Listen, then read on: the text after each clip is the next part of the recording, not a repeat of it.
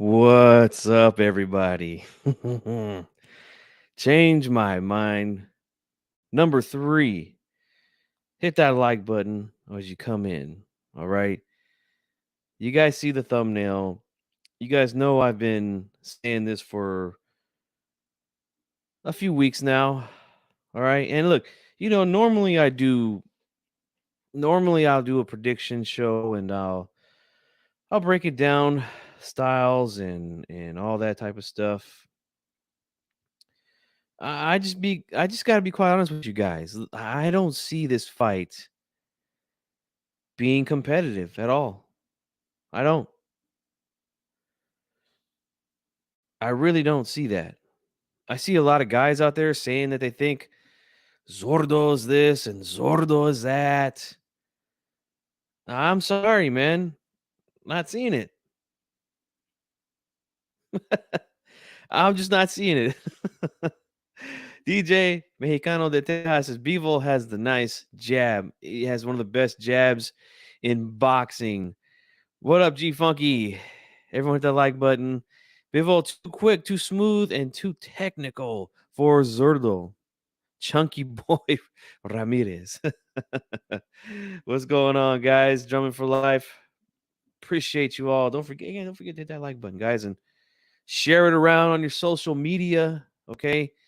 I know it's late, and look, man, I've been so busy, guys. But I wanted to get this one. I wanted to get this one done, man.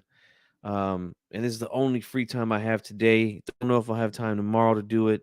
So just getting it in right now. Yeah, he said I got Bivol. Zurdo is big though. Look, he's fucking huge. And he's gonna be huge come fight night. Okay. So let me just get this out the way. Oh, you got him winning. My goodness. I would love to hear how you think he's gonna win this fight, man. Because look, let me just say this, okay? I want to try to point some obvious things out to you guys here, okay? Look, Zurdo is 31 years old, right? 31. He's been fighting since 2009. Okay, that's 13 years this guy's been fighting. He's 31 years old. 44 fights he has. Okay, 44, no. And this is the first time that this guy has been in tough. This is the first time this guy has been in a fight where he's not the favorite. And the last time he fought somebody with some good boxing skills and a good jab was back in 2015, Maxim Vlasov. And that fight was not easy for him. It wasn't.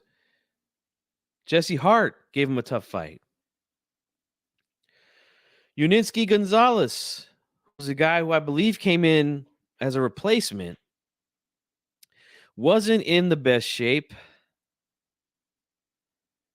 And my God, he landed some heavy shots on Zurdo. Heavy. And I can tell you this, man, if Zurdo wasn't like 200 pounds that night, he probably doesn't take those punches. But he does. But look, the point I'm trying to make here is 44 fights, 31 years old, 13 years of pro. And this is the first time he's being in with someone where he's not a heavy favorite.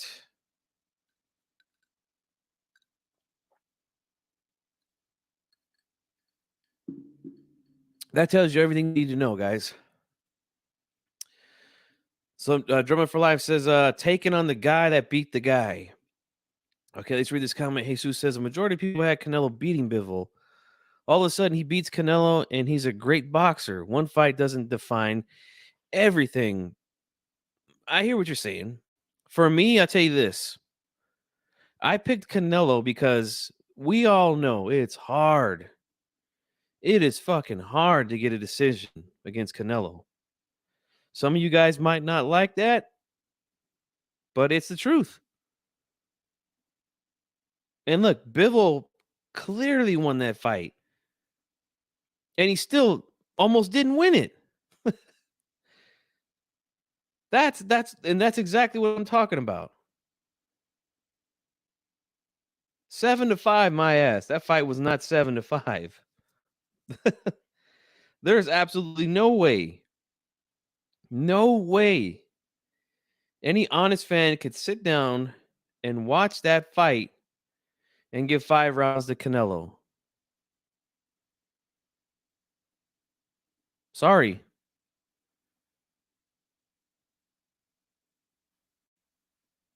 But here's what I'll say. There's a lot of guys that I know for a fact. They are picking Zurdo, or should I say rooting for him because he beat Canelo. That's it. It's a revenge thing, man, with a lot of these guys. And I'm not saying that's you, Jesus, but a lot of these guys are picking him strictly because they don't like the fact that he beat Canelo and they want revenge. Pretty sad, if you ask me, to pick a fight that way. But unfortunately, we have a lot of fans that think that way when it comes to boxing, right? Oh, I've heard it all when it comes to this. I've heard it all. I fucking heard it all, man. You believe he can win? I don't see how he wins the fight, man. I don't see how he wins this fight. I mean, I've thought about it. I don't see how he wins the fight, guys. I don't. He's a southpaw, right? Zurdo's a southpaw. I'll give him that. But Bivol has fought southpaws professionally. I believe he's fought 3 professionally. I don't see what he brings different to the table other than size and weight. I mean, height and weight, I guess. What other advantage does Zurdo have? Let me know in the chat. What other advantage does he have other than his height and his weight? Because I don't pick fights based off of size, right? Unless you use that size like a Tyson Fury does, right? We see the way he uses his size. But he doesn't just rely on that. He doesn't just rely on that, man. Hawker Mustang says nothing. I don't know. Do you know how much they're getting paid? No, I don't. Reach and experience. I mean, Bivol's had a nice amateur career. He's had 20 fights. If you want to give Zurdo the experience, you can. But reach is a part of his size. Let's see. Hawker Mustang says size. That's it. Yeah. I don't see anything else. He also has skills, undefeated, and a good puncher. Well, let's address that. Again, this has changed my mind, guys. So I'm looking for a nice argument from one of you guys. Boxing, that is. Keep it to boxing. And we'll go from there. If anybody wants to call in and talk to me about it, you're more than welcome to. Numbers on the screen. Phone line is open. Man in Water says he also has skills. Well, I never say he doesn't have skills. Undefeated and a good puncher. Here's where I'll push back on the puncher part, man.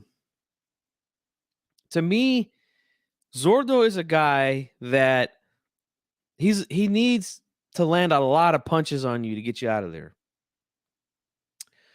I don't see him getting guys out of there quickly, at least not at this level, right? And again, some of his toughest fights, some of the more skilled guys that he's been in there with. Vlasov, right? That went 10 rounds. Jesse Hart, that goes 12 rounds. Yerninsky Gonzalez, again, guy who came in as a replacement. That goes 10 in a 12 round fight. We're talking about a guy in Bivol who doesn't get hit a whole lot. Defense is impeccable, guys. You can check the stats as well on that. The pie eating contest advantage. Yes, he's very slow, man. He's super slow, man. I don't see what you guys are seeing, man. I don't. Zurdo believes he can win. I haven't heard an underdog tone in his voice from what I heard, for whatever that's worth. I mean, look, confidence is one thing, but I'm just not seeing what advantage he brings style-wise to this fight. And I want to give some credit to a couple people right now. One is my guy 97 Rough from Leaving in the Ring. And he might join me, by the way. If not, it's all good. But I was talking to him on the phone about this a couple days ago. And he said something, and also another channel that I watch here that has a good video on this fight, Boxing Gyms. Check him out. Good channel. But they both made a point to me that Zurdo is a guy that he doesn't have that kind of footwork to trap a guy like Bivol. He lets guys get off the ropes. He doesn't keep them there in the corner and throw these heavy shots. Guys are able to slide right off the ropes against him. And Bivol did that a lot in the Canelo fight. How many times did Canelo pick up the pressure? He got Bivol against the ropes, and Bivol's here, and then he just whoop, slides out. I see him doing the same exact thing here if Zurdo picks up the pressure. That's what I see happening here. And again, his footwork is not good enough. It's not. Like, cutting off the ring is a science, guys. It really is. It's not an easy thing to do. And he's so slow, I don't see it. I just don't see it. If you guys are banking on him just taking punches for 9-10 rounds and then hoping that Bivol gets tired, and then that's when Zurdo is going to take over rounds 11-12, like, I mean, you're living in a dream world, guys. I'm sorry, but that's the truth, man. Not to mention Bivol stamina. Again, that's another advantage he has. He doesn't get tired. I've never seen this guy get tired in a fight. And with a guy like Zurdo who's cutting all that weight, right? He's cutting a lot of fucking weight. A lot. That's where a guy like Bivol doesn't have to. Right?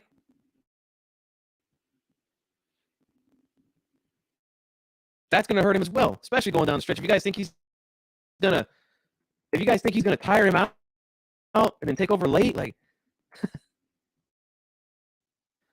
I am not seeing that. I am not seeing that happen, man. And I'm sorry. I would be shocked if Zurdo wins more than 2 rounds in this fight. Shocked. Okay. Demetrio says, I'm just as surprised as G as how many people think Zurdo is going to do something special. Just looking at his experience and his style, I just don't see it, man. It's going to be hard to land a lot of punches. Exactly. So you're saying put money on the fight to go to decision. Dude, I wouldn't be surprised if Zurdo quits in this fight. I wouldn't be surprised to see that. If he doesn't come out for a round and just says, I'm done. I'm frustrated. Can't hit this guy. He's hitting me.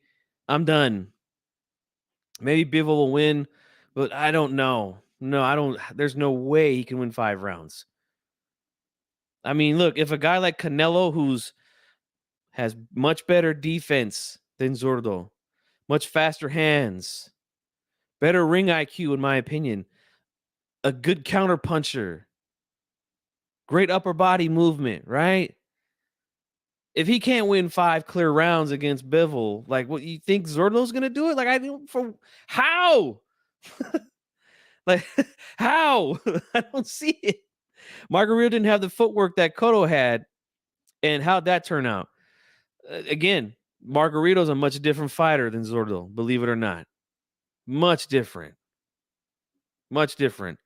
And that fight itself is much different than what's going to happen Saturday afternoon here where I am.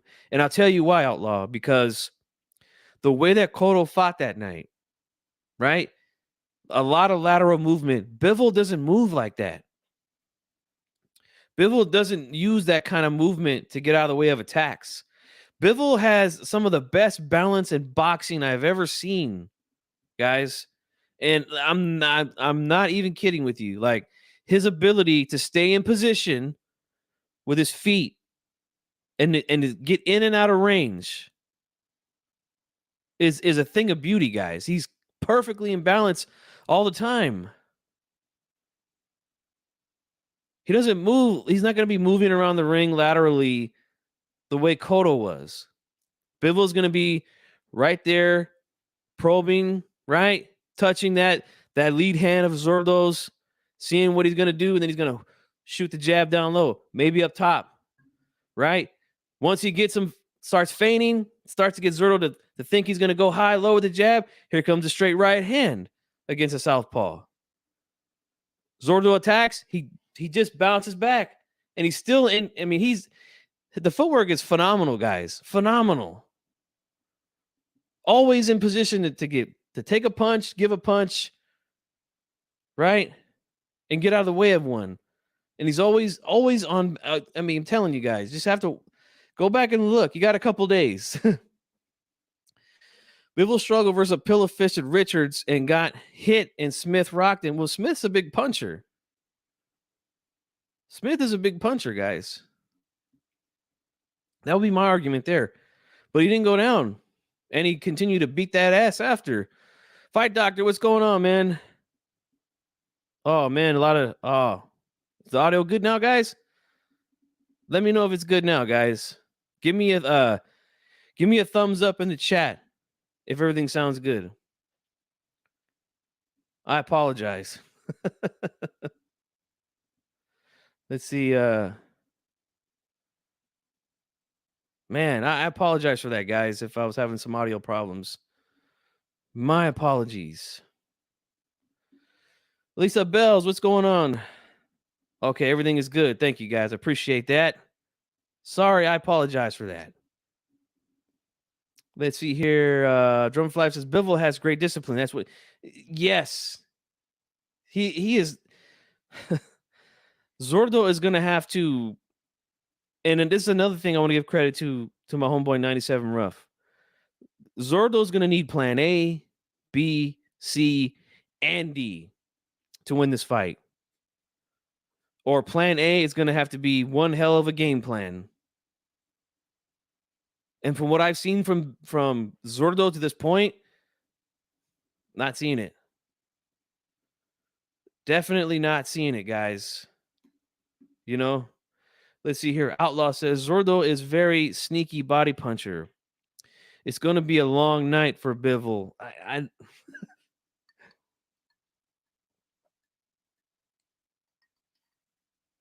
Look, if he can trap him again, if he could kind of trap him in the corner or in the ropes, right? Then he could possibly get some shots off there. But again, I told you guys, he doesn't have the kind of footwork to get on the outside and keep him there from rolling out. Too many times we've seen guys roll out on him while he's getting to work. Not only that, he reaches and lunges a lot. The head movement is, I mean, pretty much none, you know? We don't see Zurdo when he's coming in, you know, show some side to side, some U dips as he's coming in, you know, throwing some feints. He's just walking straight in and throwing shots. Like, to me, he looks very lazy at times too. Like, it just I know it sounds like I'm really getting on the guy, but I just don't see I don't see what you guys are seeing here, man. I don't see it. I'm really scratching my head. Like and look, I really tried as hard as I can to try to find a way to say, you know what? Maybe Zurdo can do something here. But I'm just not seeing it, guys.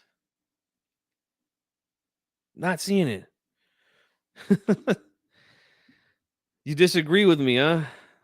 I mean, explain to me why then. Just explain to me why. I mean, it's no big deal if you disagree with me. I don't, that's normal in sports talk, It's a normal thing. But I feel very strongly about this fight, man. I feel very strongly that Bivol is going to have his way in there this Saturday. And I don't think it's going to be close. I don't see what you I'm sorry, man. The body work.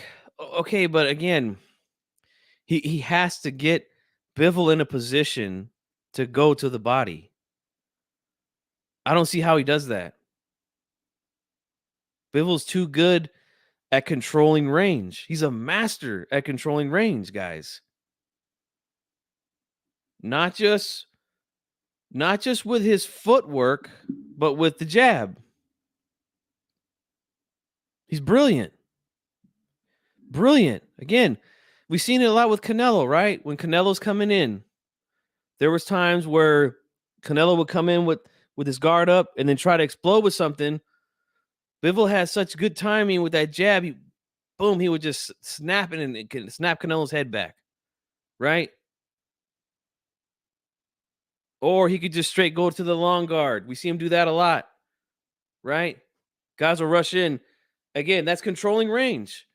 Step back and put the hand out there. Keep this hand at home to block. I don't see it, man. I don't see it. See, Zurdo's going to actually have to move and catch Bivol. Yes, exactly. He walks around the ring like Sandman in Spider-Man 3. Hey, it's all good, brother. It's like, we don't have to put nothing on the line, Let's see, Zoro's reach isn't that long either. I got Bivol. Yeah, I got Bivol too. Let's see. It's funny how Bivol beat Canelo. Now everyone thinks he is invincible. Just like everyone thought Canelo was invincible going into the Bivol fight. Uh Look, I'll say this, man, and I'll say it again. I picked Canelo because again, it's very hard to get a decision against Canelo. And Bivol won at least 10 rounds, if not more, in that fight against Canelo. And the judges barely gave him the fight. It's crazy hard to get a clean decision against him. But if you go back and listen to my prediction, I told you the things that were going to give him trouble. And they did.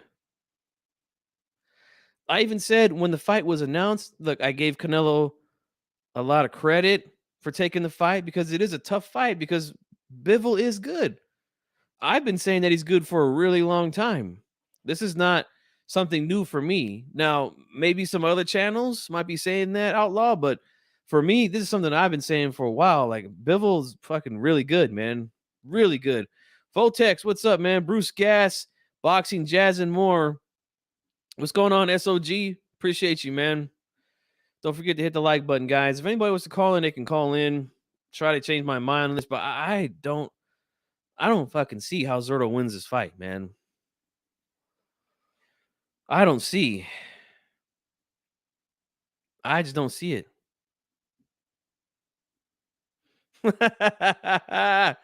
Right. I'm the number one Canelo hater, man. You're looking at him.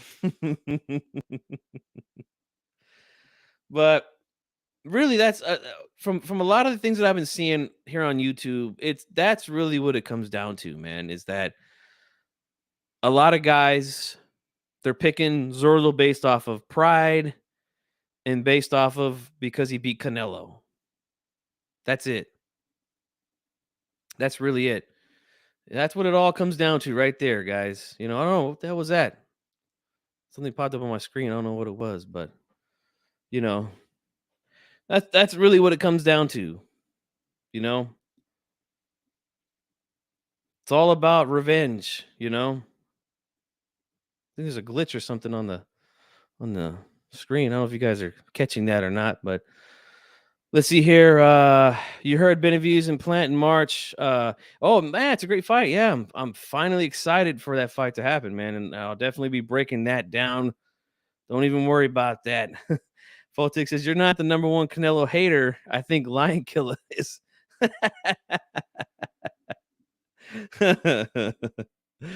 The funny thing is, I really have no problem with Canelo. It's just his fans are just a little strange. That's all. Well, some of them. I shouldn't say all of them. Some of them are a little strange. Let's see here. Zurdo doesn't use his reach very well either. From what little I have seen, he doesn't use his height and reach very. Doesn't he? Doesn't. I understand why people are picking Bivol, but he's not going to have it easy on Saturday. He better have his track shoes on. Nah, he's not going to run because that's not the kind of fighter that he is, man. His footwork, and that's another thing that I want to talk about too. Is that, a lot of people think that footwork is just lateral movement, right? If you can move on the outside, yeah, that's good movement. No, again, balance, proper positioning, right? That is really, really good. Keeping your legs, again, you're taught to always have your feet apart, not to bring them together, right? Because again, you'll be squared up, you can get caught and go down. Bivol's footwork is just, I mean, I'm telling you guys, it is phenomenal how well balanced this guy is. Constantly in position to punch, take a punch, or get out of the way of a punch. Like it's he's that good, man. More like lot like strange. Some of them are very strange. Lisa says she's excited about Benavidez and Plant. I know, years we've been waiting for it. Years. Hey, you got the best announcer, big dog. That's why I like your show. I appreciate that, man. Thanks. And look, I don't know. I know you guys aren't gonna always agree with me, and that's fine. That's normal, That's normal. So he handled Smith with ease, who was a bigger puncher. Thank you very much. He's a much bigger puncher than Zurdo. Zurdo's not the type of guy to land one punch and get a guy out of there. He's gonna have to he's gonna have to do a lot of work, man. And I don't know if he's got the gas tank to do it, to be quite honest with you. Zurdo will show the different levels he has to his game. I mean, I haven't seen it to this point, man. What kind of levels you're talking about? If you could explain it to me, we could talk about it, but I don't see the levels. I see him fight the same way every time. Yes, foot placement, it's beautiful, man. No, he's not a runner, but Zurdo could make him into one. No, I don't think so. I don't think so, man. Let's see. Zurdo will keep up with the angles and slow Bivol down by working the body. He is a beast. I mean, again, man, he's gonna have to find a way to get in there, and he doesn't. Again, he doesn't keep guys in position to do the kind of work that you guys think he's gonna do. Right? Too many times I see him just let guys roll off the ropes while he's putting pressure. We see it a lot. Like he'll come in, right? Throwing shots, guys backing up. Next you know he's against the ropes, and then like they just whoop, they just slide right out. And he doesn't keep his foot to the outside and throw hooks there to stop them from moving. He doesn't use his shoulders to frame guys and to keep them in position. Like he doesn't do that. Like those are the type of things that good pressure fighters do. Like a Margarito, right? When you got guys on the ropes, he would do that. Chavez would do that a lot. I don't see him doing that. I don't see him doing it to anybody that he fights. Footwork can be replicated from the 50s through the 80s. Zurdo is a volume puncher. He needs a guy to be in front.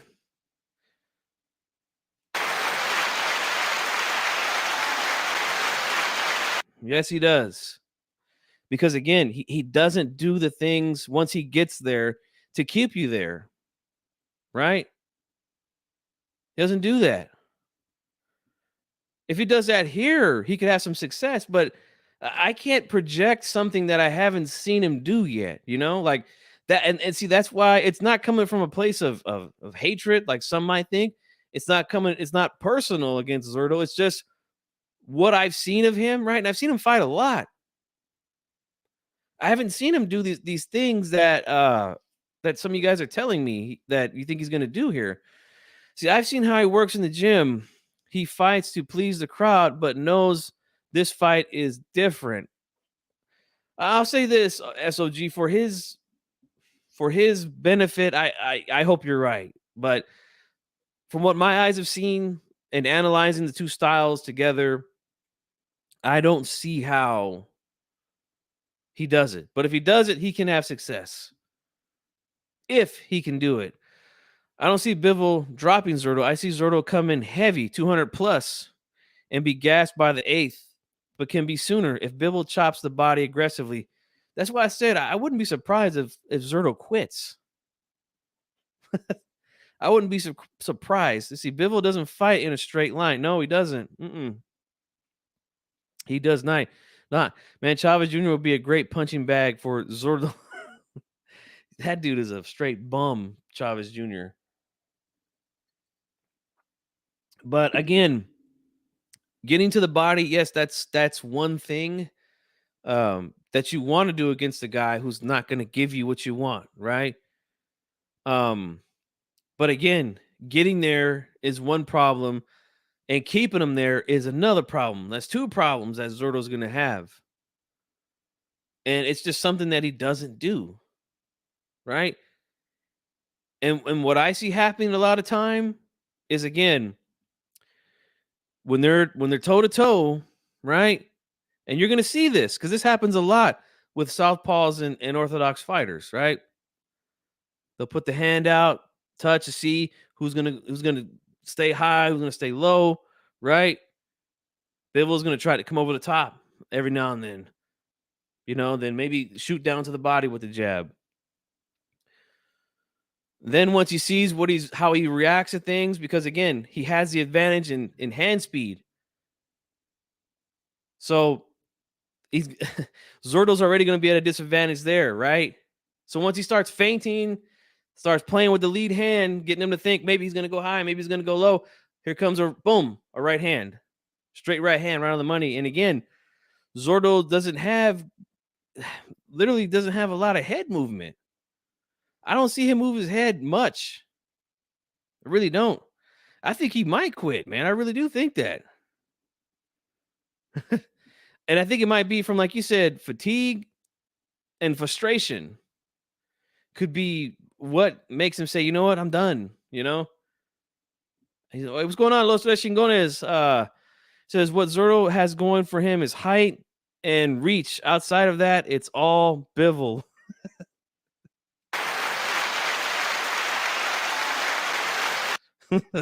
I agree 100%. That's what I said earlier, man. There's very little advantages in this fight, guys. Like, he's a big underdog for a reason, I think it's going to be easy work for Bivol, man. I don't regard Bivol with heavy hands. No, I don't think he's got that kind of punching power like that. But I'll tell you like this: there isn't a whole lot of guys that just rush right in with Bivol. Like, he's got the kind of power that hurts, And again, we go back to the Canelo fight. We didn't see Canelo just rushing right in, right? And he was getting hit with those shots. Believe me, those shots were hurting, man. They were stinging. No doubt about it. Like Roy Jones, like John Ruiz versus Roy Jones. Not. That's kind of a. I'd say this. I think John Ruiz is probably more skilled than Zurdo, to be quite honest with you. I'm just being honest, man. What's going on, Major Key? No, it's late for you, brother. I appreciate you being here. The only way I see Zurdo winning is coming out with pressure and high volume. I mean, Again, um, yes, those are two things, right? That can win a fight for any pressure fighter. But again, and like you just said right here, you followed up beautifully. But it's very difficult trapping Bivol in the corner. Yes, not only that, but he doesn't trap anybody in corners like that. He doesn't. Right. He uses his body better than Zurdo does. Zurdo doesn't fight like a guy who has this big height and reach advantage. He doesn't. He just doesn't. Ruiz doesn't have the W over an old Evander Holy. Yeah, he does. That broke my heart too, because Holyfield was one of my favorite heavyweights back in the day. But Ruiz, that made him the first Latino heavyweight champion of the world. So we got to give it to him. We got to give it to him there, guys. So he needs a Maidana type style to be more effective. Yeah, I guess so. Yeah. But he doesn't fight that way. Hawker says Zurdo is going to need steroids, EPO, and growth hormones. I mean, yeah, that will help with the stamina, those things. At least the EPO will. But really, at this level of the game, skills is what separates guys, right? And Bivol has he's levels above Zurdo when it comes to skills, guys. Again, let's go over everything again, okay? Footwork, Bivol. Hand speed, Bivol. Right? We know defense, Bivol. I mean, do we need to keep going here or what? Like he has every advantage, and like Los Chingones said earlier, the only thing he has is height and reach advantage. That's it. That is it. I just realized that the phone number wasn't on. Sorry about that, guys. Let's see here. I see Bivol winning by UD, but they're going to give Zurdo rounds due to his activity. I mean, that could be a point there because, again, nowadays we see a lot of judges, they favor aggressors, right? But again, it's not effective a lot of the time, right? The aggression has to be effective. And if he's not doing damage, right, while he's coming in and throwing the volume, to me, that's not effective aggression, right? Like when I see a guy coming forward and just throwing punches, but it looks like the other guy is blocking, you know, and then he's not slowing down round after round after round. To me, that's not effective aggression. Fight Target says Zurdo has the advantage in punching power. No, I don't know. I would question that as well. You know, I think it's close. Got a call coming in, guys.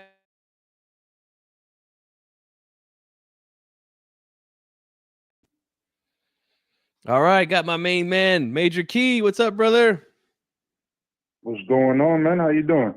I'm doing good, man, on this Thursday night. I know it's late for you, man. I definitely appreciate the phone Yeah, call. man. Yeah, it's hump day for me too because I work Tuesday through Saturday, so it's my hump day, and I'm tired as hell. I've been busy since this morning. You know what I'm saying? But you know what?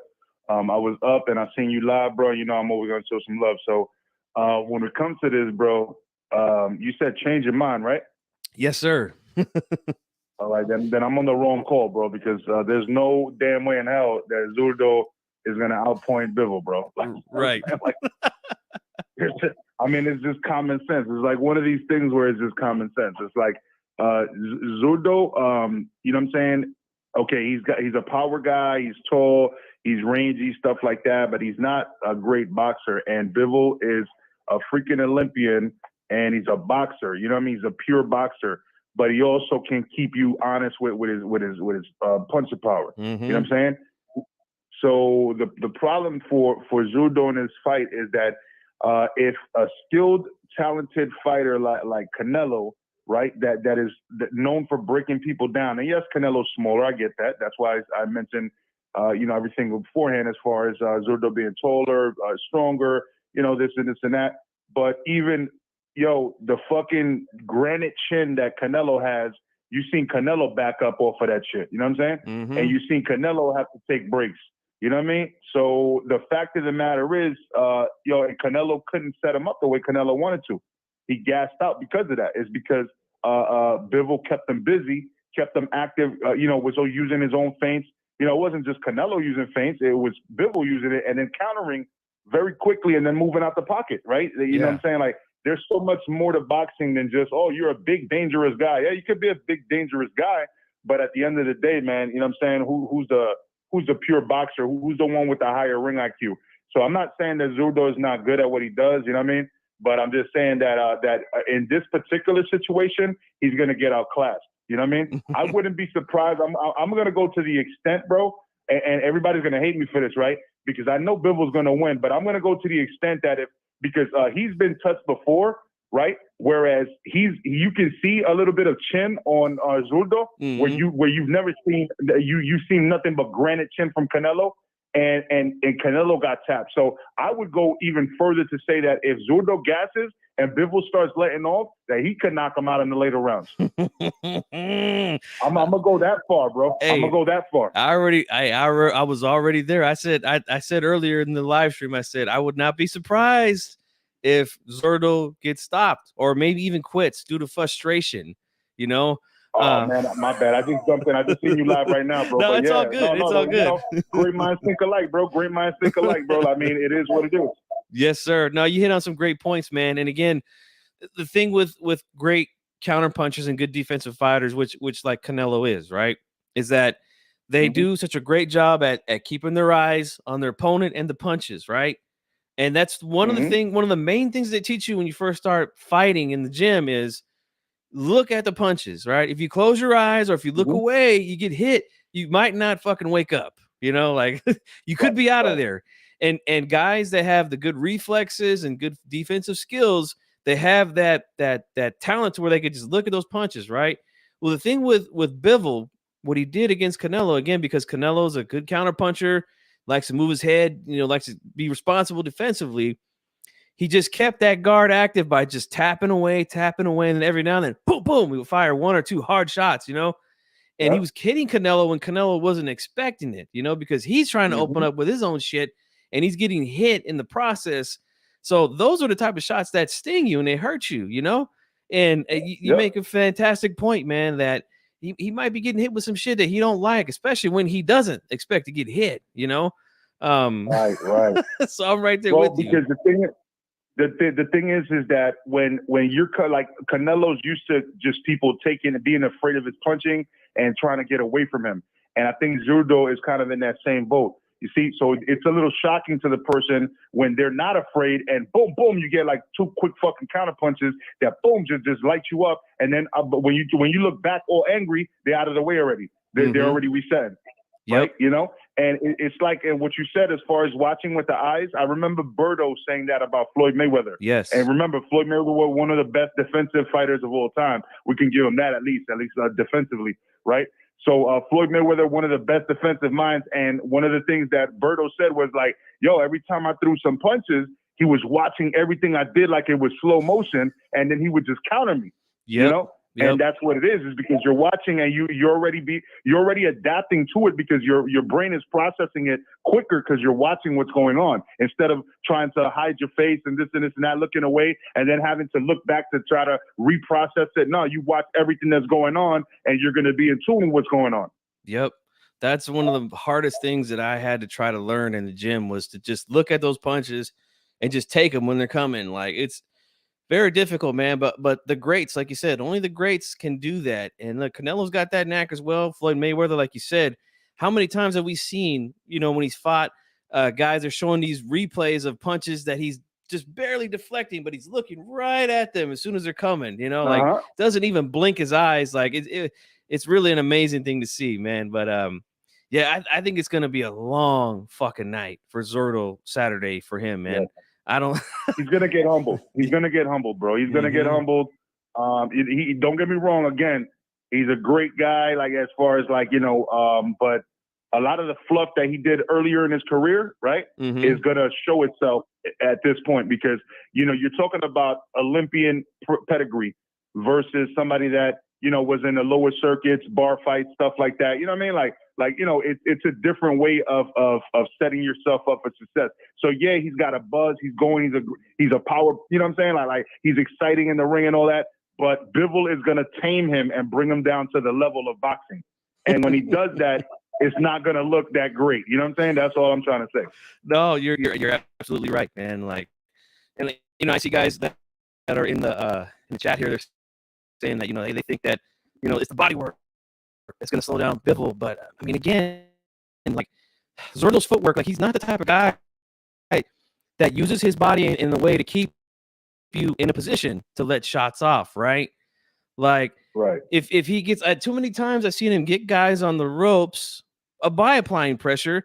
Yet they'll stand there and then they'll just literally just pivot off to the side and then they're right back to the center of the ring. He doesn't use his feet to keep you there. He doesn't use his forearms, his shoulders to kind of frame guys again, just to keep them there, get physical with them. He doesn't do that. So I don't see how he's going to get to the body and attack him like that. Yeah, you remember earlier, shout out to Calix when they were on the round table earlier, right? He brought out some stats, and he said that Bivol is actually somebody that he leads in 11 stats in boxing. All right, 11 different stats he leads in. All right, and one of the things, he's very consistent. You know what I'm saying?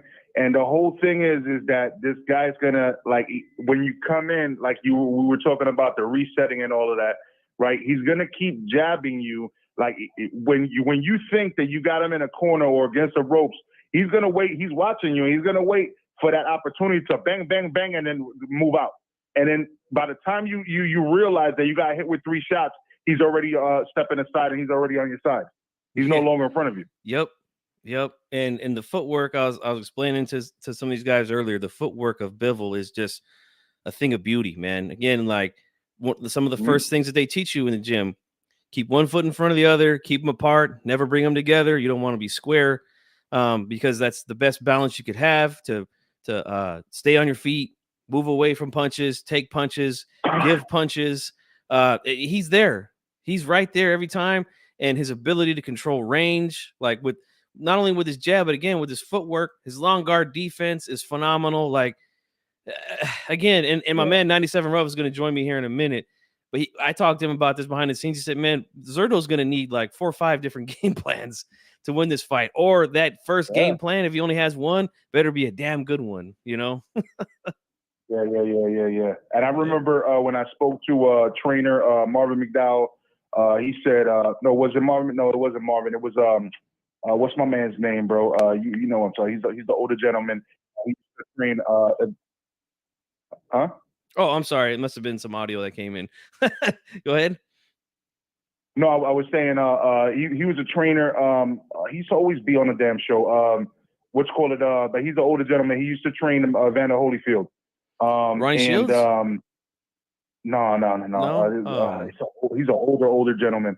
But the thing is, he doesn't watch any fights no more. That's why we stopped doing the coach's corner. Because I was doing coach's corner with him. But the thing is, he doesn't watch the fight, so it's hard to get his perspective if he didn't watch the fights, right? Yeah. So the thing is one of the things he said though, he said whenever I train people, is plan A and plan B. If plan A doesn't work, you go to plan B. If plan B doesn't work, you go back to plan A because people can't remember that much. So hopefully he's got a good plan A and a good plan B, and he better execute it and know how to switch it up with the ring IQ. Because if he doesn't, even if he does, though, I'm going to be honest with you, even if he does, bro, Bivol's got way too much discipline and ring IQ for him, bro. I mean, he's gonna have to land a lucky shot. You know what I'm saying? Bivol's gonna have to trip on one of those fucking nasty canvases that they've been having lately. He's gonna have to slip in the center of the ring while Zurdo's hitting him behind the head for him to get knocked out. That's the only way that happens. Yes, sir, man. Yeah, but hey, man, I appreciate you calling in. You made some great points, man, that I agree with, and Again, I know it's late for you, man. You're over there on the East Coast. It's already Friday morning. So, hey, happy Friday, brother. You too, man. You too, man. I appreciate it, man. You have a great day, man. All right, you too, brother. That was Major Keep Boxing, guys. And now I'm being joined by my other homeboy here, 97 Rough from Leave It in the Ring. I saw your text, man. I was taking a quick little nap, bro. I was tired as hell. And I was like, oh shit. So I wanted to check you were still on and stuff, man. I mean, good breakdown. I mean, what more can you really add to what you were saying? And we talked about this just the other day about this fight. And, you know, the only thing I can't see happening that you were talking about is Bivol stopping Zurdo or Zurdo even quitting, getting frustrated. And I'll give you my reasons why. One, Bivol doesn't sit on his punches. That's why he has the capability of getting out of the way of danger. You know, he doesn't put all his weight forward. He keeps it kind of very well balanced, you know, and that's how he's able to use angles. And he takes very minimal risks. If you watch a lot of his fight, even when he fought Smith, and he wore down Joe Smith Jr., who's a big puncher and a pressure fighter. He wore him down by discouraging him, by not being there to be hit, you know. And you know, I think Zurdo's going to have his moments, like I had told you. I think he's going to have his moments early on. And I think one of those moments it will probably be the body work that he's going to produce in the first couple of rounds.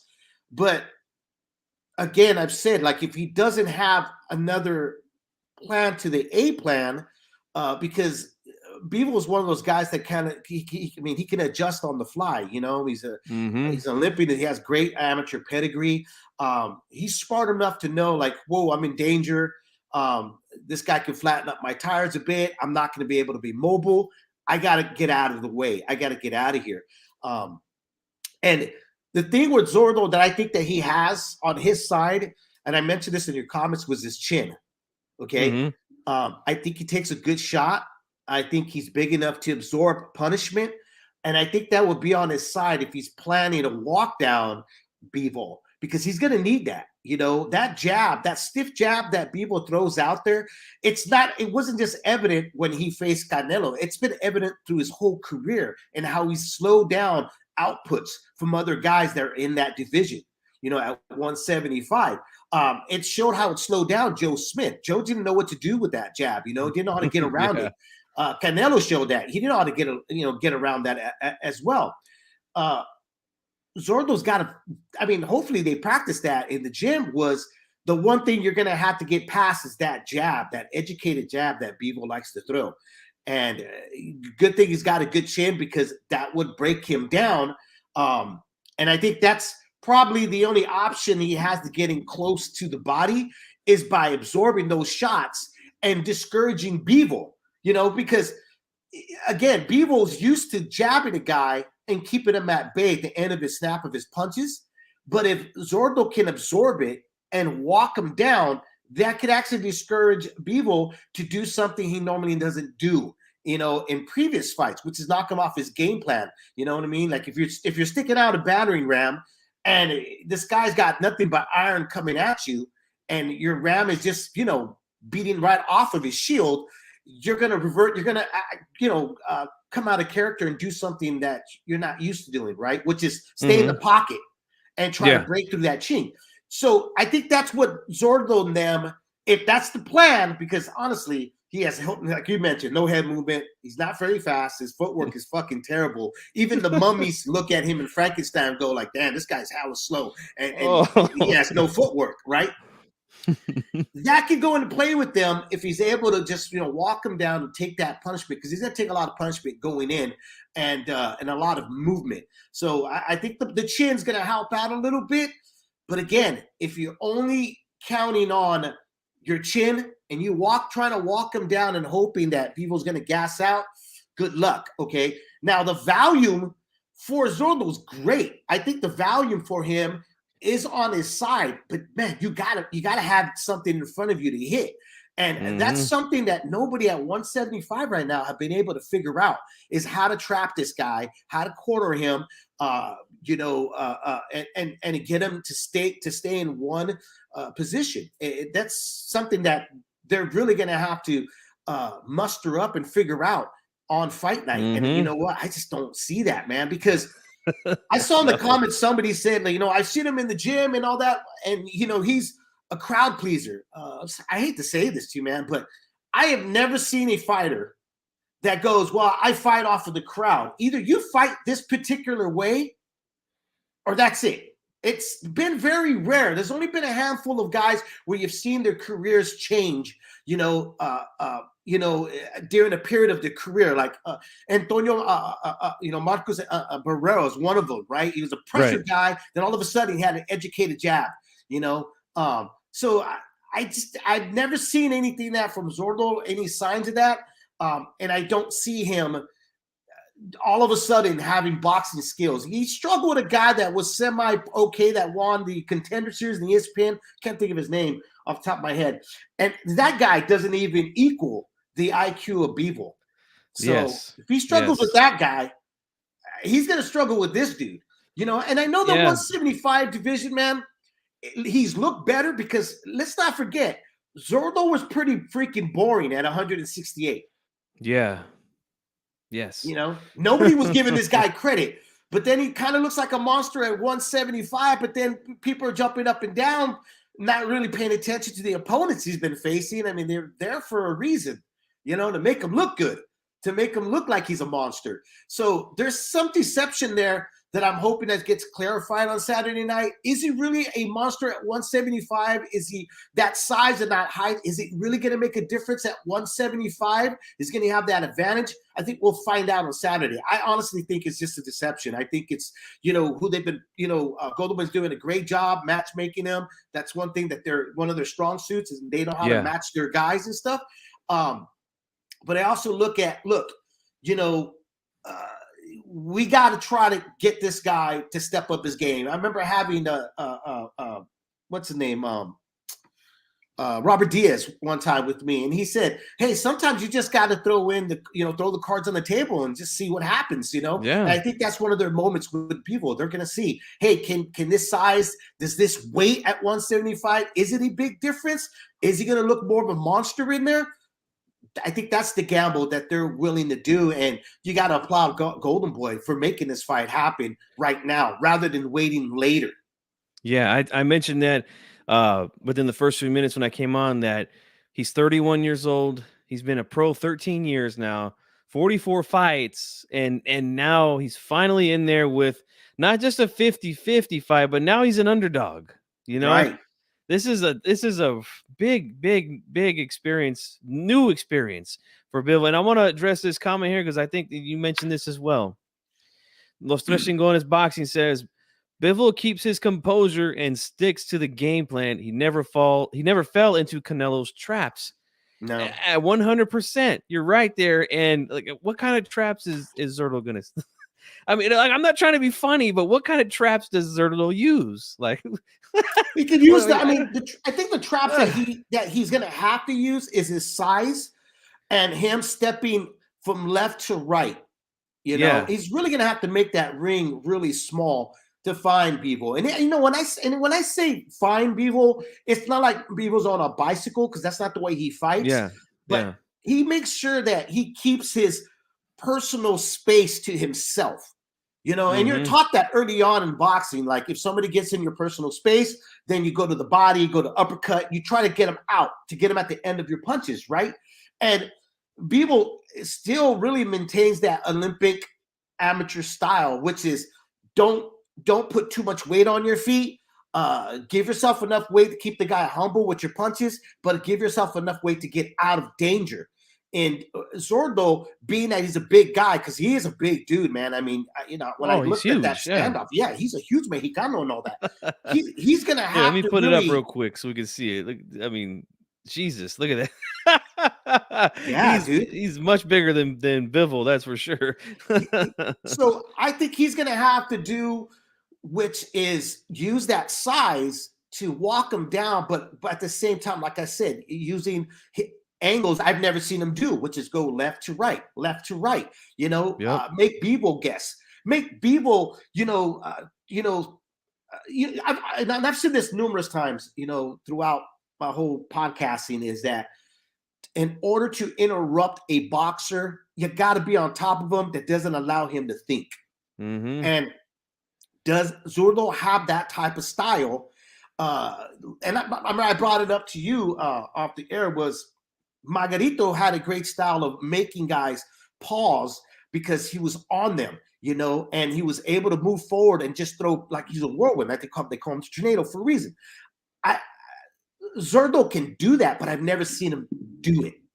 Right. Yeah. He's got the size, the body type, but I've never seen him produce that type of style of fight in the ring yet. I haven't seen it, Yeah, I mentioned that earlier too, because size is not everything.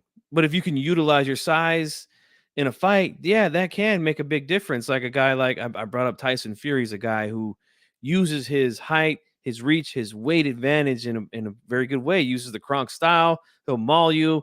He'll wrap you up around the head. You put his weight on you. All that stuff. Like Zurdo doesn't fight like that. He just doesn't. He doesn't fight that way. And like I said, when he gets the guys against the ropes, a lot of times he just lets them slide right out. He doesn't keep the constant pressure. And like you said, the footwork side to side, right? He's got to be able to get to one side or the other to stop Bivol, throw hooks to the side. And again, use the forearm if you have to, use the shoulders, all that stuff to keep him there so you can go to work. Like, I don't see him doing that when he gets guys on the ropes. All this stuff that a lot of guys are saying in the chat. And again, it's not disrespectful to anybody. A lot of things you guys are saying, yes, those will work against a guy like Bivol. The problem is, I just have not seen Zurdo do that to anybody yet. So he's going to have to do something completely new here to win this fight. And that's why I'm having such a hard time thinking he's going to win the fight. I just don't know how. And moving up hasn't made him faster, man. No. I mean, let's point that out, for Zurdo. It just hasn't made him look faster. I mean, has he been more aggressive? Yeah. I'll give him that. Somebody had put in the chat room saying that it might be Ruiz and Roy Jones. I was thinking more Roy Jones and Gonzalez, in that sense, man. Shit. You know what I mean? Just because Gonzalez was really slow and big. Yes. He was big, awkward, slow. Big and slow, yeah. But his foot place was always wrong. His balance was terrible. I don't think Zurdo's balance is bad. I just don't think he knows how to shuffle them up to close the gap. He's really used to guys. He's really used to opponents that fight in a straight line. You know how to go forward and back. And when you do give him angles, you could see that it kind of messes him up because he has to. For a value puncher, their feet's got to be underneath them to let their hands go. And if you watch other fights where guys turn the left to the right, they pivot. He's got to reset himself to let his hands go. And a very calm, collect Bivol, man. I mean, like, again, I go back to Joe Smith. I think about Joe Smith. Joe Smith was a big, strong, dangerous puncher. And you know what? He was not able to land anything of significance or anything that shook Bivol to be more than what we've seen of him. Yeah, just one time. That's it. Yeah. He landed one big shot and yeah, and he took it. He got hurt, but he guess what? He recovered and continued to whip ass after that. Let's see here. Let's address this comment. Says, I guess we got to respect Canelo for facing Bivol. He gets too much criticism on losing to him. No, look, I said this when the fight was actually announced. I made a quick video on it, and I said, look, this is not an easy fight for Canelo. And by no means is it easy. Did I pick Canelo to win? Yes, and I already explained because it's extremely difficult to get a decision against him. Even when you beat him cleanly, like the way that Bivol beat him, I felt 10 rounds easy could go to Bivol in that fight. Yet somehow, some way, it was a 115, 113. Like, that's something that you have to keep in mind when making predictions as well, guys. We know how boxing is. Let's see. The bigger size can be a disadvantage. Yeah, if you don't know how to use it, it can be. Fotek says Gabriel Iglesias is faster than Zurdo at this point. Oh, fluffy. Oh man, but I mean, let's not play with words, man. Like Zurdo is not quick at all. No, not at all, man. Bro. No, not at all. And you guys are gonna see that Saturday. The difference in hand and foot speed, coordination, balance, Great I've footwork. never Like been it's impressed by Zurdo. I mean, I don't know where all these Zurdo fans are coming from because I don't remember any of you guys around last year, man. Well, I tell you what it is, man. It's a lot of, like, oh shit, I don't know what that was, but a lot of weird guys going around looking for revenge. The That's whole really what it Canelo. is, man. I like, whoever left the comment about we have to give Canelo, his props. I mean, I gave his props a long time ago. I was like, this is a great fight. He's Yeah. taking the big. That's what happens when you take on the biggest challenges. You don't win them all. Mm-hmm. And Yeah. it did it. And if you really think about it, has it discouraged Canelo of taking on bigger challenges? No. No. He needed to get the Triple G out of the way because the guy was tired of everybody calling out, him and Triple G to go at it for a third time. It was like unfinished business. Yeah. And I see him still continuing to want to. I mean, he keeps saying, "I want Bivol in a rematch." I want him. It's now Bivol saying, "I don't know if that interest. I mean, if it's there, I'm going to take it, but it's not that big of an interest for him. Unifying is more of interest, which, yeah." That is for Yeah. any fighter, it should be a bigger interest, right? And again, my rule, I agree with you 100% there. Unification, or actually undisputed, what this would be if he wins Saturday, right? Nothing's 100%, but we're pretty confident that he's going to win Saturday. But yes, that is more important than a rematch with Canelo, in my opinion. And look, Bivol is just not really dismissed it, but he's just like, hey, look, I want to go after the belts. Like I've already fought this guy. I beat him soundly. Like really, there's no need for a rematch unless it's contractually obligated, which it might be with the DAZN contract. I'm not quite sure, but the fight wasn't competitive enough for me to say, yeah, I want to see that again. No, Exactly. absolutely not. Yeah. So, I mean, Zurdo too. You got to give him credit. He's facing one of the top 175 guys for quite some time, and he's going after him. I mean, he's got a lot of things up against him of winning this fight, but he's going for it, and he believes in himself, and he should. Every fighter needs to believe in himself. No, there's not one fighter that's going to say, "Well, I don't really believe I could win, but fuck it, I'm going to go in the ring," Right. unless you're facing like Floyd Mayweather, like, well, I know I ain't gonna win. That's why I was picked, but I'm gonna go in there anyways, right? Yes, sir, man. Yeah, there's just a lot of weird things that came out after that loss. Like, I remember you and I were dealing with some guys on Twitter that were saying that Bivol's ducking Zurdo. You don't want to see. I mean, but then again, look, the fight gets made right after they say that. Now you look like an ass. Not only that, I've seen some big channels out here that are pro Canelo, right? I've heard these guys make videos saying things like, well, Zurdo only won Bivol only won the fight because Canelo got tired. And I'm like, okay. Okay. I get it. You're pro Canelo, but come on. Let's just be honest here. Okay. It was a lot more than him. Yes. Did he get tired? Absolutely. Everybody gets tired in a 12-round fight, but that's not the only fucking reason why he lost the fight. Okay. Sorry. So let's see. There's some more comments here. Let's see. How does Canelo versus Beterbiev? I don't think that fight ever happens, to be quite honest with you. Really? I think it might happen. I mean, if Bivol and Beterbiev go at it, I think that's the only option Canelo's going to have if he wants to get that 175 title. Unless he's just set on his revenge, which is face Bivol, win or lose, against Zurdo and Beterbiev, right? I mean, those are big tasks for Bivol. I mean, maybe not so much the Zurdo, but Beterbiev. Jeez, that's a fight that I've been waiting for and wanting for a long time for it to happen, and it looks like it's going to end up finally happening late next year. Let's hope. Yeah, man.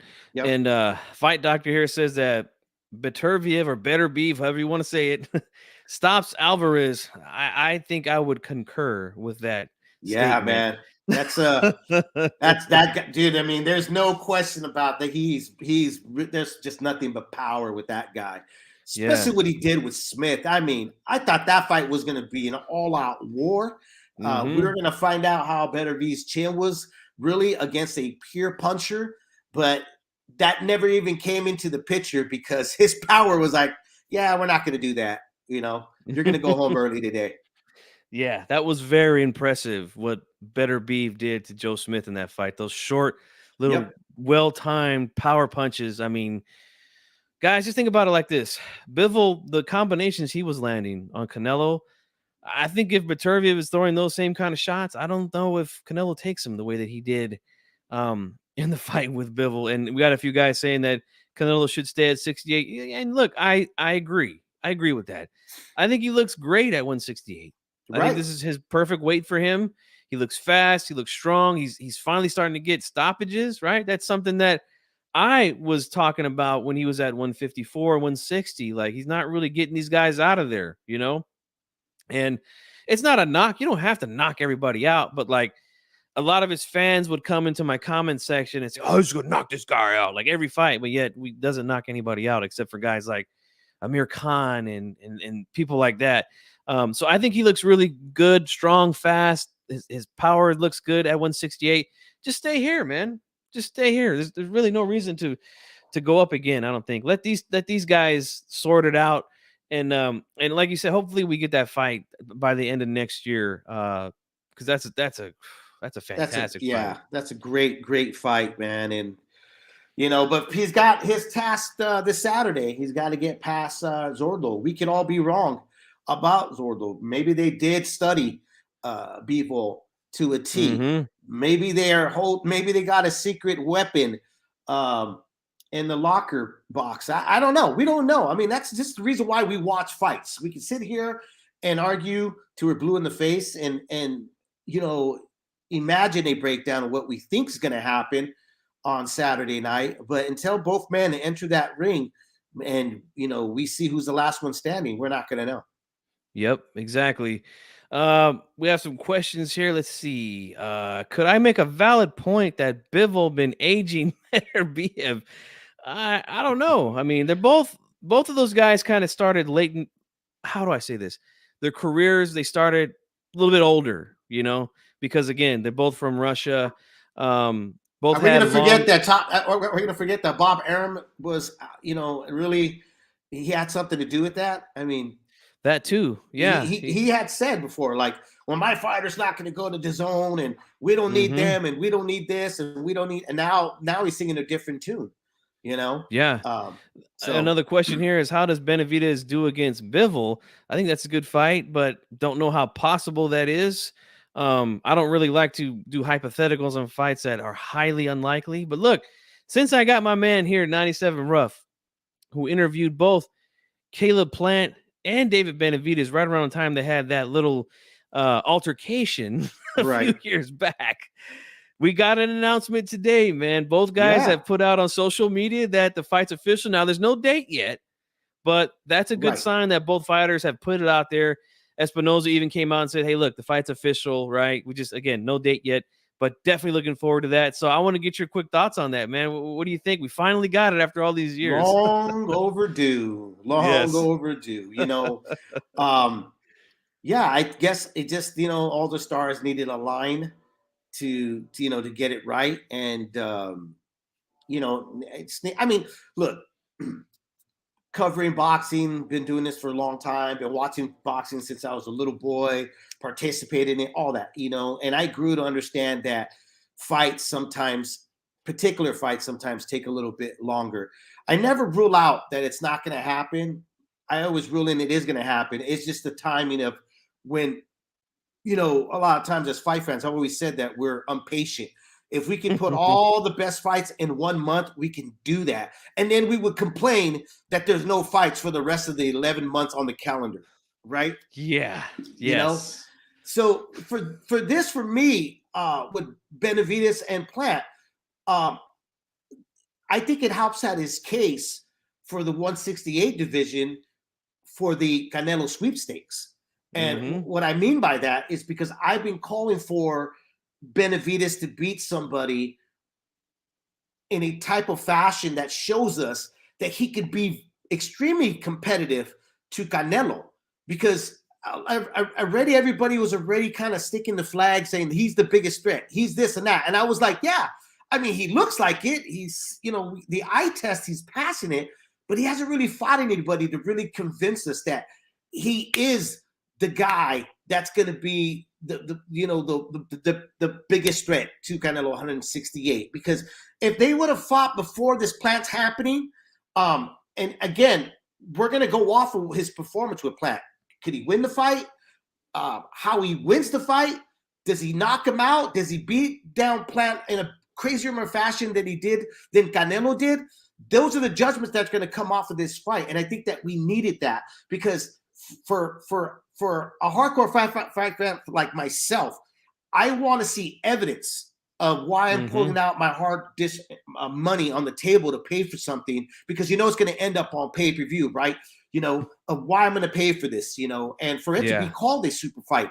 Now, I wish there would have been a little bit more other names for Benavidez, but for right now, the Plant, I think that's good enough. If he can knock him out in a much more earlier fashion and a quicker beatdown that shows that he's this destructive force at a 168, to me, I'm all in. It sells me to say, yeah, he's the most dangerous guy. Not hypothetically speaking, not, well, look, this and that and all this other crap that you can just kind of, make up in a fairyland. I don't care for none of that. I need hardcore evidence, and I think this is a good route for Benavidez. It was, like I said, long overdue.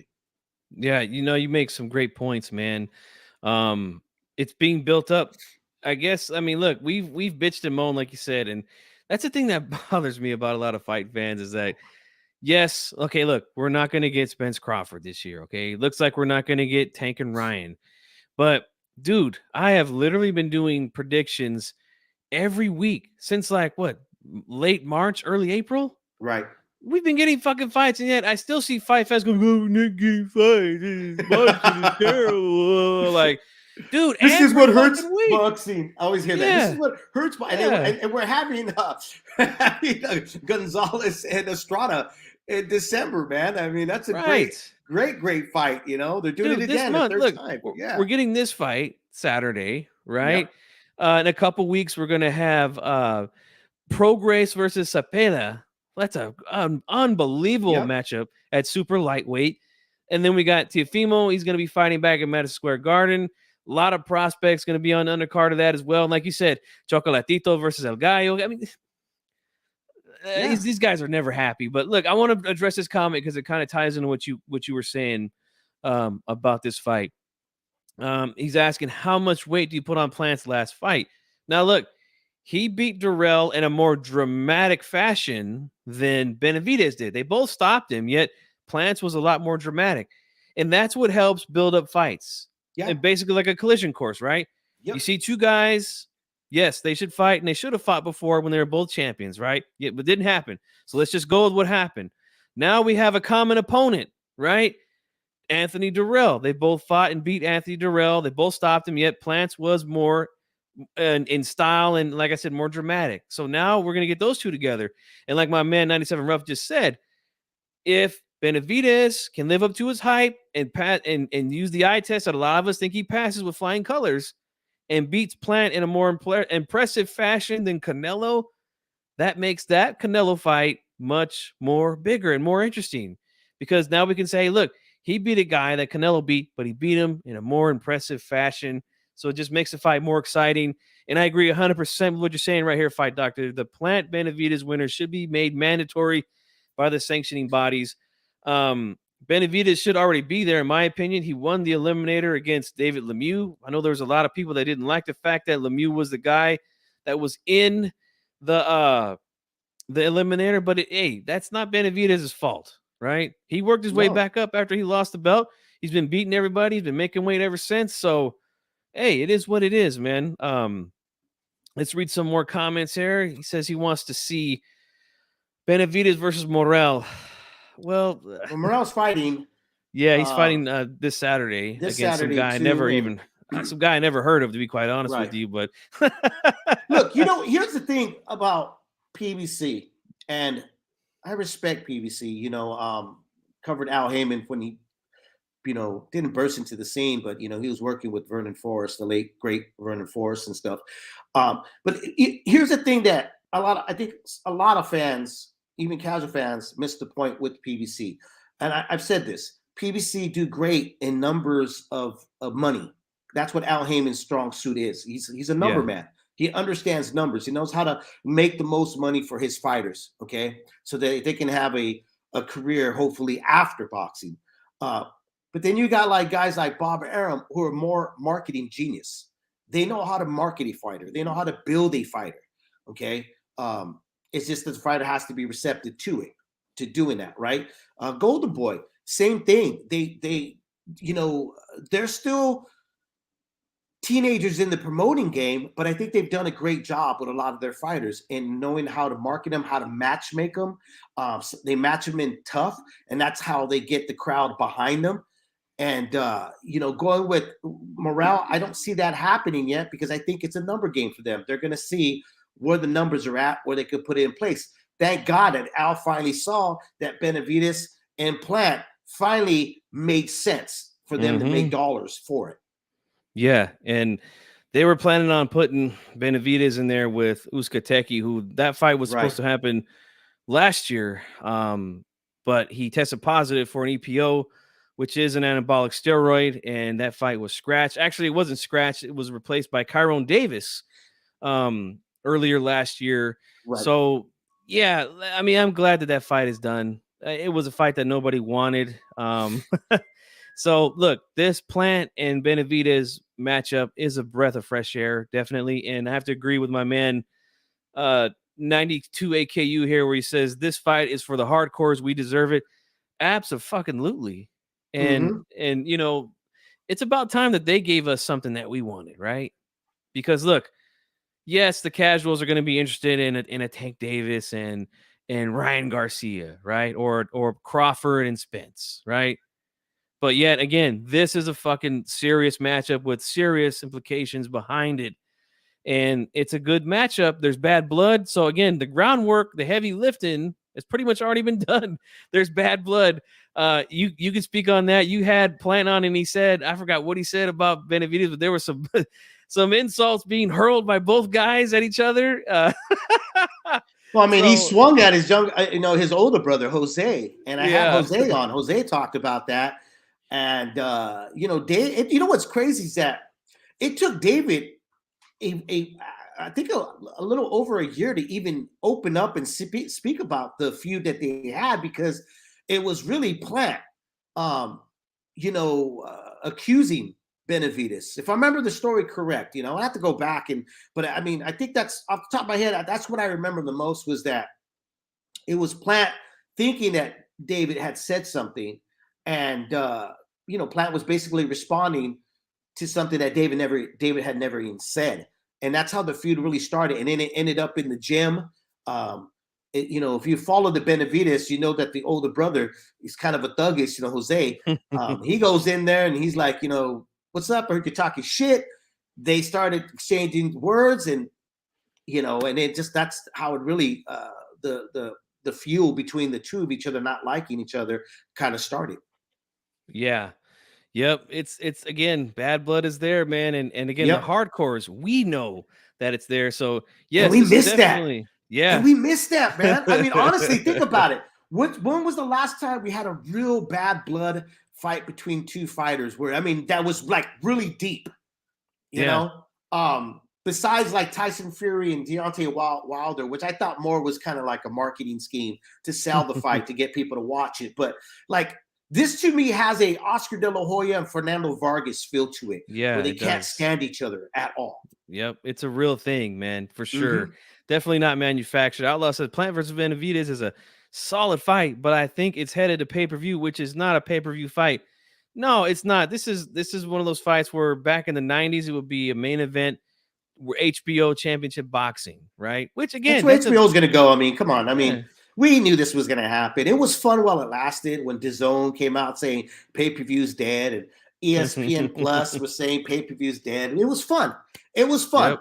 But the model of boxing, I've always said, if it's not broken, why try to fix it? Or boxing really doesn't want to fix itself. The model is fine. Stop fucking with it. We've seen all these people try to come in, filter through, and they realize that you're not going to invent the wheel all over again. You can put rims on it, but it's still a fucking wheel, right? And that's just Right. pretty much boxing. I mean, we've had KO Nation, we've had Trilla, we've had Jay-Z, 50 Cent. Now we got this other one. What is it? BK Entertainment. VLK Prime. Yeah, Yeah. yeah, that, you know, I mean, we got all these things coming in, and they all say they're going to change the face of boxing and the way it's been structured. I hate to say it, man. If you just, I've said this many times, just if you just bring good fights, they will come. Yeah. It's that Yep. simple. And you made a good point, man. If it's not broke, don't fix it. And you don't need to reinvent the wheel. Like, boxing was already in a good place before all this stuff started to happen. And then, you know, it's like having a Rolls Royce, right? You're going to get yourself a Rolls Royce, and then you want to put rims on it. Like, you don't need to do that. All right. It's a Yeah. Rolls. All right. You don't need to do that, bro. Okay. Let's just leave it alone. Leave it alone. Okay. Leave it alone, man. Let's hear Zepeda versus Regis is for the hardcores also. Yes, it is. Who do I got? Well, you got to stay tuned. If you're not subscribed, subscribe, hit the notification bell, because I will be doing a live prediction and taking phone calls for that. That's a fantastic matchup, man. I can't wait for that one. Two southpaws. Both guys have been they've really worked their way back up to this position to be fighting for the WBC super lightweight title. I'm really happy for both guys, to be quite honest with you. Regis is a guy who's kind of been obscure for a little bit. That's but my concern. He's a hell of a fighter. Concern. Yeah, go ahead. I was just saying, that's my whole concern here. Honestly, I think on paper, it looks like a great fight. But I think in activity, you got to give it to Zepeda. I think that Zepeda is going to be the fresher guy. He's not going to be worried about really shaking off a lot of ring rust comparisons to Progress, who's got a lot of ring rust to shake off on that night. And against Zepeda, that's a tough that's a tough assignment to do while having ring rust. Yes, it is, man. And again, you know, I like Regis. I think he's a fantastic fighter. I actually scored his fight with Taylor. I had it 7-5 in favor of Regis that night. Right. But you know, hey, it was a good fight, man, for both guys. And I'm glad he's getting another shot at a title. And same thing with Zepeda. A lot of people feel he beat Ramirez when they fought. That was a close fight. Really, really close fight. Both guys were right there. Well, actually, Regis was a champion already, but he had a chance to be unified and to win that tournament that they were in. He was just right there, man, and he just comes up short. So both guys getting another shot. Fantastic. And again, got to give boxing a hand when they get shit right, you know? And they got it right with this one, okay? And hey, look, they got it right with this one too, okay? Even though we're here saying, look, Bivol's going to have his way. It's still a fight that needed to happen in the division. Okay. Right. It needed to happen, and it's happening. Okay. So we got to give Golden Boy and Matchroom some credit for, or DAZN, whatever it is. I get confused myself. Whoever they are for putting on this event this Saturday night. Dave, we're going to end this thing here, man. Yeah. I appreciate you coming on, but I want you to give some final thoughts on anything we touched on here, and then let everybody know in the chat where they could find you social media wise and your channel and all that good stuff, man. Man, final thoughts about it. I mean, again, it's just, to me, everything weighs heavy on Zurdo. He's got to break the rhythm. He's got to interrupt Bivol's plan. He could be first, he could be last. To me, it doesn't really matter, because if they don't have a solid plan A, B, and C, it's going to be Bivol all night. You know, and again, I think Zurdo's going to have his moments early, but Bivol is a great technician. He's got a high IQ. He's going to read his mistakes. He's going to read Zurdo's vulnerabilities right away, and he's going to make those minor adjustments. And I think it's going to go. I think it goes to decision, but I think that because Zurdo comes forward and because Zurdo's going to press the action, that there's going to be, especially on DAZN, dude, with the commentators and shit, it's going to be a lot closer than a lot of us are thinking. You know, I wouldn't be surprised if we have a split decision. That's a possibility, yeah. I mean, the way that a lot of judges judge fights these days with, again, if you just come forward and throw punches, they're going to give you a round possibly, you know? Right. I just have a feeling that around 3, 4, 5, once Bivol figures him out, I think he's going to figure him out quickly because, again, there's really not a whole lot of special effects with Zurdo. Once he figures him out, I think then it's going to become frustrating for him. He's going to be getting hit when he doesn't want to get hit. He's not going to be able to get his offense off. And that's why I think it's going to be pretty clear. But if he could keep his head, and that's another thing with fighters that are so good defensively and can hit you when you don't want to be hit or when you don't expect to be hit, it really starts to play with you up here, So if he could just stay strong mentally, yeah, he can finish the fight. I don't know, man. I just have a feeling he's going to get frustrated, It's a good point. I mean, Zurdo is a 1980 B film movie, and Bivol is a 4K stream. Yeah, I'm with you on that. Yes, sir, man. So, yeah, that's it for this one, guys. Again, I have not been convinced otherwise. This is going to be easy work. Yeah. It's going to be easy work for Bivol, guys. Okay. But hey, enjoy the fights. Okay. I know you're going to be watching them. They're going to be on early on the Saturday because the fight is over in Saudi Arabia. Hey, shout out to Saudi Arabia. We're getting some big fights over there. Yeah. Saturday, I will be covering a fight here, Thompson Boxing, that is going to be in Sacramento, California. My hometown where I reside. I will be there covering the fight as a member of the media. It's my first time doing that.